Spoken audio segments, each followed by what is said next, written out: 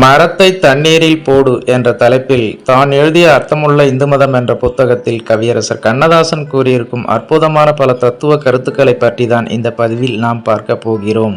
அதை பார்க்கறதுக்கு முன்னாடி hi friends, I'm C Ilango. வணக்கம், welcome back to my channel. நீங்கள் இன்னும் நம்முடைய சேனலுக்கு சப்ஸ்கிரைப் பண்ணலைன்னா உடனே ஒரு லைக் போட்டு சப்ஸ்கிரைப் பண்ணி சப்போர்ட் பண்ணுங்க. வாங்க பதிவிற்குள் போகலாம். காஞ்சி பெரியவர்கள் ஒன்று கூறியிருக்கிறார்கள். அதாவது, கிணற்று நீருக்குள் நீரை நிரப்பிக் கொண்ட குடத்தை இழுக்கும் போது கணம் தெரியவில்லை. ஆனால் தண்ணீர் மட்டத்துக்கு மேலே குடம் வந்தவுடன் கணக்க ஆரம்பித்து விடுகிறது.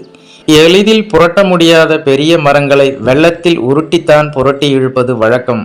அதே மாதிரி நம் துன்பங்களையெல்லாம் ஞானம் என்னும் தண்ணீரில் அமுக்கிவிட வேண்டும். அப்போதும் துக்கம் கொஞ்சம் இருக்கத்தான் செய்யும். ஆனால் தண்ணீருக்குள் இருக்கிற குடம் மாதிரி துக்கம் பரமலேசாகிவிடும். லௌகீகத்திலிருந்து சுத்தமாக விடுபட்டுவிட்ட ஒரு சந்நியாசி லௌகீக வாழ்வில் துக்கத்தை குறைப்பதற்கு சொல்லும் அற்புத வழி அது. இந்து மதம் லௌகீகத்தையே முதற்படியாக கொண்டது என்பதற்கு சாட்சி. வாழ்வை பற்றிய சிக்கலில் மனதை ஈடுபடுத்தி கொண்டு குழம்பி தவிக்கும் கோடான கோடி மக்களுக்கு இந்து மதம் ஒரு ஆறுதல் சொல்கிறது. சித்தம் தெளிவற்றிருந்தால் பிரமை பிடித்து விடுகிறது. அது தெளியும் போது ஞான ஒளி பெற்றுவிடுகிறது. இக வாழ்க்கையை சுகமாக்கி தர பிற மதங்கள் செய்யாத முயற்சியை இந்து மதம் செய்கிறது. துக்கமே இல்லாத சந்நியாசிகள் கூட துக்கத்தை பற்றி சிந்திக்கிறார்கள். மரணமே இல்லாத பரமாத்மா கூட மரணத்தை பற்றி பேசுகிறது. எங்கே எது இல்லை? காட்டில் மட்டும்தானாம் உள்ளிருக்கிறது. அது ரோட்டிலும் இருக்கிறது. பார்த்து நடப்பவன் காட்டில் கூட நடந்துவிட முடியும். பாராமல் நடப்பவன் ரோட்டில் கூட நடக்க முடியாது. கவலை என்பது ஒரு வலை. தனக்குத்தானே அதை வீசிக்கொள்கிறவர்கள் உண்டு. பல நேரங்கள் ஆண்டவனும் அதை வீசுவது உண்டு. வலைக்கு தப்பிய மீன்கள் நீர் வற்றிவிட்டால் மரணத்துக்கு தப்புவதில்லை. காலம்தான் வித்தியாசம். சில முந்திக் கொள்கின்றன, சில பிந்திக் கொள்கின்றன. ஒவ்வொருவன் கண்ணுக்கும் அடுத்தவன் சந்தோஷமாக இருப்பது போலவே தோன்றுகிறது. அவன் பார்க்கும் கண்ணாடி நல்ல கண்ணாடியாக இருந்தால்தானே அவன் முகத்தை காட்டும். வண்டியின் மீது மற்றவர்கள் பாரத்தை ஏற்றுகிறார்கள். வண்டி தானே ஏற்றிக்கொள்வதில்லை. மனித மனமோ தானே சுமைகளை ஏற்றிக்கொள்கிறது. ஏற்றிய சுமையை எளிமைப்படுத்த என்ன வழி? ஞானம் எனும் தண்ணீரை நிறைய குடி என்கிறார்கள் காஞ்சி பெரியவர்கள்.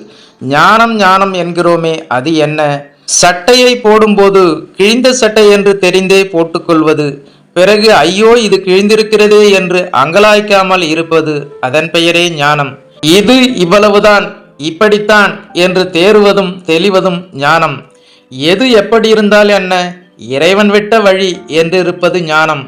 குடிசைகளே நிரம்பிய காட்டில் கூட ஏதாவது ஒரு ஓட்டு வீடு இருக்கிறதல்லவா? துயரங்களே நிரம்பிய மனதிற்கும் ஏதாவது ஒரு நிம்மதி வந்தே தீரும். எந்த சந்நிதியில் நிற்கிறோம் என்பது முக்கியம். குளிக்கும் அறைக்குள் போய் நின்று கொண்டு கோகுல கண்ணன் படத்தை தேடக்கூடாது. பூஜை அறைக்குள் ஷவர்பாத் இல்லையே என்று வருந்தக்கூடாது. தேர்வும் தெளிவும் சரியாக இருந்தால் ஞானம் சரியாகிவிடும். ஞான தண்ணீர் பெருகி ஓடினால் துன்ப மரங்கள் எளிமையாகிவிடும். மாட்டியிருப்பது விலங்குதான் என்று தெரிந்து கொண்டு நடக்க ஏன் முயல வேண்டும்? ஐயோ நடக்க முடியவில்லையே என்று ஏன் அழ வேண்டும்? ஒவ்வொரு மரமும் இடைவெளி விட்டு நிற்கும் தென்னந்தோப்பை போல இரண்டு சுகங்களுக்கு இடையில் ஒரு துயரம் இருக்கிறது. இரண்டு துயரங்களுக்கிடையே ஒரு சுகம் இருக்கிறது. இதுதான் லௌகீக வாழ்க்கை. கல் குத்தினால் வலிக்கிறது, கண்ணாடி குத்தினால் ரத்தம் வருகிறது. கவனித்து மருந்து போட்டால் ஆறிவிடுகிறது. கவனிக்காமல் விட்டுவிட்டால் செப்டிக் ஆகிறது. கவனித்தும் செப்டிக்கானால் ஏதோ பூர்வ ஜென்ம பாவம் இருக்கிறது. துன்பத்தின் கதை இத்தோடு முடிந்து விடுகிறது. ஜன்னலின் அளவை பொறுத்தே காற்று வருகிறது. ஜன்னல்கள் இல்லாத வீடு சுகாதாரத்தை கெடுக்கிறது. அதுபோல சூழ்நிலைகளை பொறுத்து துன்பம் வருகிறது.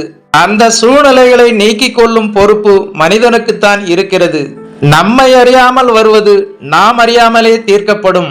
நாம் அறிந்து வருவதை நாமே தீர்த்துவிட முடியும். இந்த இரண்டு வகை துன்பங்களில் முதல் வகை ஈஸ்வர பக்தியால் விலகுகிறது. இரண்டாவது வகை கூரிய புத்தியால் விலகுகிறது.